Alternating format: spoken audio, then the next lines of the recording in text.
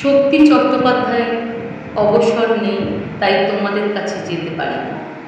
তোমাকে একটা গাছের নিচে দাঁড় করিয়ে দেব। সারা জীবন তুমি তার পাতা গুনতে ব্যস্ত থাকবে।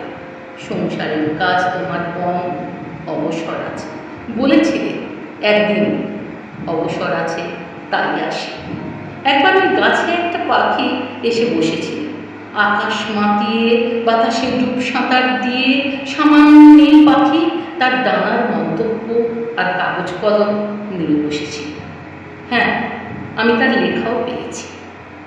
করছি কখনো ওই পথে পথিক যায়, আমায় এসে বলে, বেশ নির্ঝঞ্ঝাট আছো তুমি, যাও। আমার হিসাব নিকাশ টানা পড়ে, আমার সারা দিন অবসর নেই, তাই তোমাদের কাছে যেতে পারি না। সন্ধ্যে হয়, স্টেশনের কোমরে আকন্দ ফুলগুলো ফুটে ওঠে। আমার কষ্ট হয় কেমন, আকন্দর নাচ্ছাবি তোমায় মানা তো বেশ। পাতার একটা থোক হিসেব পাঠাতে তৎপর হয়েও, তাছাড়া কম দিন তো হলো না তুমি গেছো। দুপুর রাতের কথা তোমাদের কিছু কানে গেছে? জ্যোৎস্নায় গাছের ভিতরে পা ছড়িয়ে বসো তুমি। গত মাসে একটা রান্নাঘর তৈরি হবার কথা জানিয়েছিলে। হোটেলের ভাত ডাল তাহলে আর তেমন পুষ্টিকর নয়।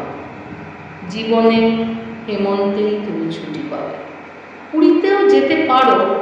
ফিরতি পথে ভুবনেশ্বরটাও দেখে এসো। আবার কবে যাও না যাও ঠিক নেই। আমার হিসাব নিকাশ টানা পড়ে, আমার সারাদিন অবসর নেই, তাই তোমাদের কাছে যেতে পারি না।